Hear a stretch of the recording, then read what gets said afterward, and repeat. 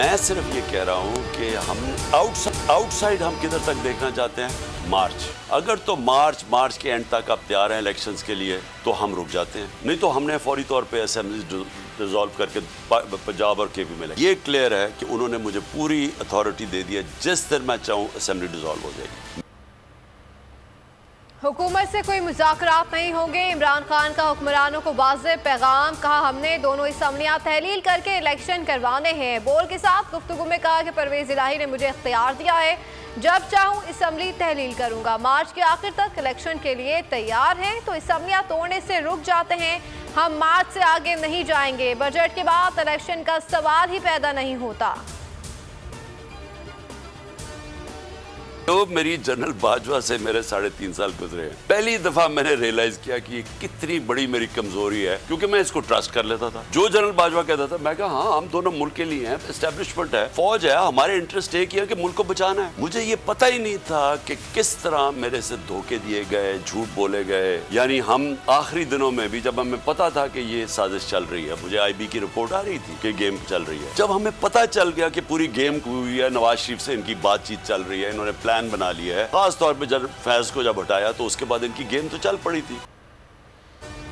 इमरान खान ने कई राजों से पर्दा उठा दिया। बोल न्यूज़ के प्रोग्राम इमरान खान बोल के साथ में गुफ्तगू करते हुए तहलका खेज इंकशाफात। कहा जनरल बाजवा जो कहते थे भरोसा कर लेता था, पता ही नहीं चला किस तरह मुझे धोखा दिया गया। मुझे बाद में पूरी गेम का पता चल गया कि नवाज शरीफ उनकी बात चल रही है। जनरल फैज को हटाने के बाद उनकी गेम चल पड़ी थी। हैरान था कि मुझे कह रहे थे कुछ नहीं है और उधर कुछ और सिग्नल दे रहे थे। अकेला नहीं था जिसको लाल की बत्ती पीछे लगाया।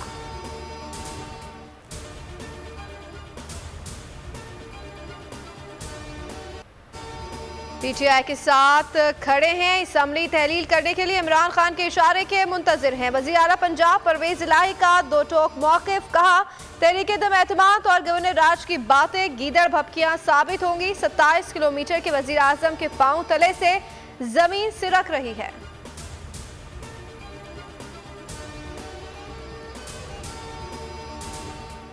इमरान खान से असम्बली के 26 अरकान की मुलाकात। अरकान ने अपने इस्तीफे इमरान खान को पेश कर दिए। हलीम आदिल शेख कहते हैं कि आइंदा माह इमरान खान सिंध के दौरे पर आएंगे और अवाम को चोरों से छुटकारा दिलाएंगे।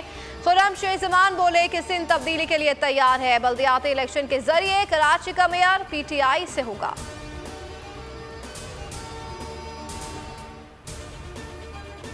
गिलगित बल्तिस्तान आजाद जम्मू कश्मीर पर भारतीय क़यादत के इंतहाई गैर जिम्मेदाराना बयानात देखे। Army chief general Asim Munir की मुल्क दुश्मनों को ललकार। अगले मोर्चों पर तैनात अफसरों जवानों से बातचीत में कहा कि पाकिस्तान की मुसल्लह फौज मादरे वतन के एक एक इंच के दिफा के लिए तैयार है। रक चक्री सेक्टर पर लाइन ऑफ कंट्रोल की सूरत हाल, ऑपरेशनल तैयारियों पर ब्रीफिंग। ISPR के मुताबिक सिपहसलाह ने कठिन हालात में फराइज की अंजामदही, बुलंद हौसले, पेशा वराना काबिलियत और जंगी तैयारियों को सराहा।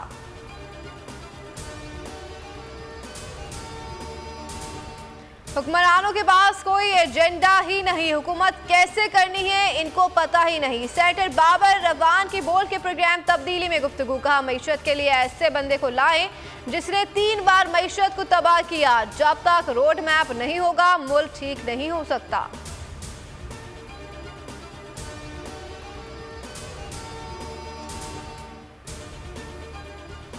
और शहीद अरशद शरीफ की शहादत की अदालती तहकीकात के लिए चीफ जस्टिस से बजरिया खत इस्तदा करने की मुल्की मुहिम। चेयरमैन तहरीक इंसाफ भी चीफ जस्टिस को खत लिखने की मुहिम में शामिल।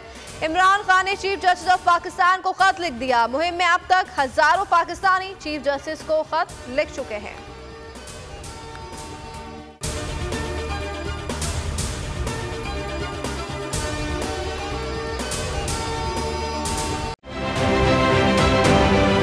आप ये समझें, ये जो हक है ना, हक पे खड़े रहना और हक को बोलना, ये दूर से लगता है तन्हा हो गए लोग। आप खान साहब को देखें, तन्हा दिखाई देने, सारी जमातें मिलकर उनके खिलाफ हैं, लेकिन आज भी पाकिस्तान की आवाम उस हक की आवाज़ के पीछे जो है 80% से ज़्यादा आवाम उनके साथ है। सेम एग्जैक्टली इसी तरीके से बोल की कहानी है भाई, बिल्कुल अलग आपको तन्हा दिखाई देगा, हर जगह आपको खड़ा हुआ नजर आएगा, हटेगा नहीं किसी चीज़ से। और उसके साथ भी 80% आवाम अगर आज आप देखें तो उसे बोल दिख रही है। जाली केस है ना, ये हम पे उस वक्त बनाए गए थे जब हुकूमत यही थी, इन्हीं लोगों की हुकूमत थी ना। और ये जाली केस, इनको मैं नहीं कह रहा इस केस को जाली केस, इनको पाकिस्तान में क्या पूरी दुनिया में एक ऐसा शिकायत कुंदा नहीं मिला, एक ऐसा कंप्लेनेंट नहीं मिला जिसने ये कहा हो कि हमारे साथ फ्रॉड हुआ है। तो ये खुद ही बन गए कंप्लेनेंट और ये खुद ही इन्होंने खुद ही इन्वेस्टिगेशन की, उसकी खुद ही तफ्तीश भी की, यानी कि कंप्लेनेंट भी है, इन्वेस्टिगेशन ऑफिसर भी है। और इन द एंड इन्होंने फिर उसके बावजूद ये कोर्ट में जमा कराया कि जी ये केस जाली केस था और इसमें किसी किस्म जो कुछ एग्जैक्ट कर रहा था सब लीगल। ये मेरी बात नहीं है, ये इनके इन्वेस्टिगेशन ऑफिसर की बात। सबसे ज्यादा व्यूज और सबसे ज्यादा रेटिंग के साथ बोल आज भी रहा नंबर 1 पर। सब्सक्राइब करें और बेल दबाएं ताकि कोई खबर रह न जाए।